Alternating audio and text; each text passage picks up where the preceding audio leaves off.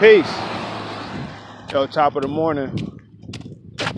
Well, I should say top of the afternoon. But I had just read this post on the 48 Laws of Power, and it says that the more that people rely on you, the more freedom you have, right?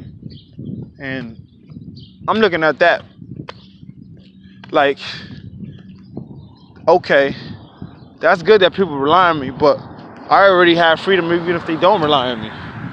You know what I'm saying?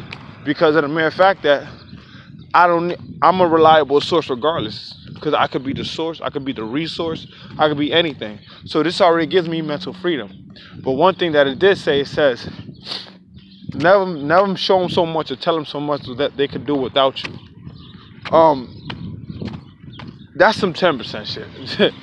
That right there is some 10% move.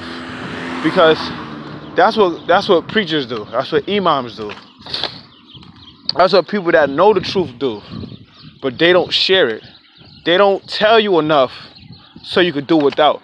That's why doctors, pharmacists, reverends, deacons, or pastors don't tell you to, hey, pray, make it happen, and go on your own. They don't tell you that. They want you to keep coming back. So when I read that, I said, so never show them so much what they could do without you. I would want somebody to do that. I would want to show them enough where they could be sufficed on their own and do whatever they want. And do it on their own time and freedom. That's knowing their power. You know what I'm saying? Knowing their abilities, knowing that the truth is in them. And then all they have to do is find it,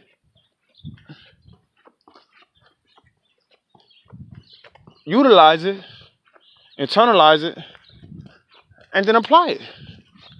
Because why would I want somebody under my wing unless I'm right teaching you or mentoring you? Other than that, I don't want you to be under my wing. I want you to learn the things that I learned so that way you can be able to be suffice for yourself. You know what I'm saying? I don't want it to a point where you're relying on me. I mean, I understand the sense of, being reliable, yes, in a different aspect or different facet of your life.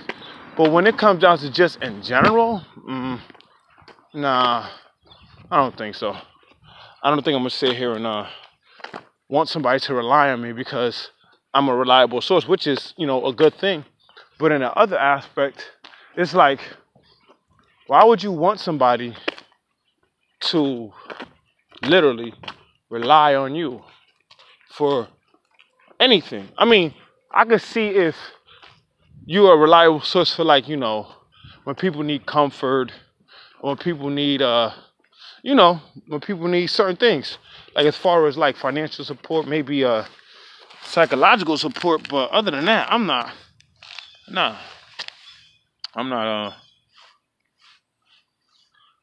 gonna not give you the jewels of life so you won't make it. I'm gonna give them to you so you can make it.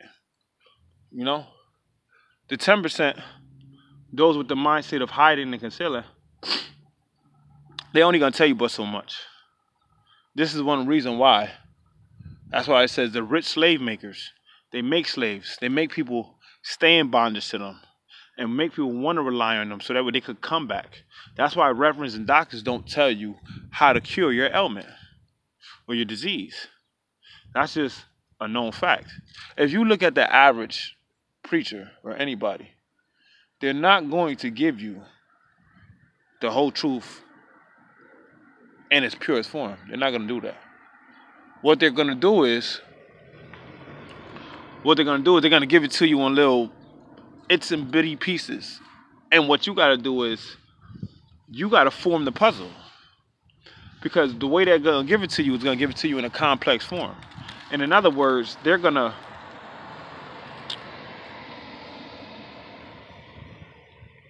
what's the word I'm looking for? They're going to give you the pieces, but they want you to figure it out on your own. So when you can't figure it out and you have a hard time computing or registering anything in regards to what they gave you, then you go back to them. they're your resource. Remember what I just said. I said that Robert's Greene quote said, "Always be rely. When the more people rely on you, the more freedom you have." It says never show somebody too much where they could do without you. Nah, I don't agree with that. I mean, don't get me wrong. I like Robert Greene's work. However, I only take the best part out of everything and just throw the rest away. Throw the rest away. I said west away. I sounded like Elmer Fudd. That sounded crazy. But anyways, yeah. So like I said, uh, oh yeah. By the way, I wanted to show you guys something. You know what I'm saying, real quick.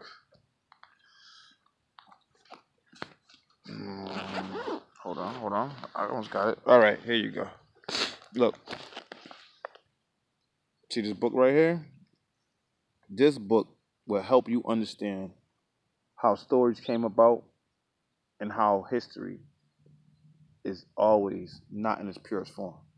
But this exposes the history about different gods in different regions of the world. So that way you can be able to get your own level of understanding. This is by Dr. Supreme Understanding. All right? It's one of the gods, you know what I'm saying? He's from Atlanta. He lives in Atlanta, you know what I'm saying? He's originally from Bangladesh, you know what I'm saying, from India.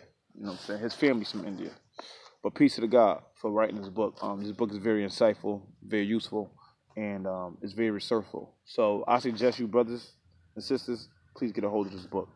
All right.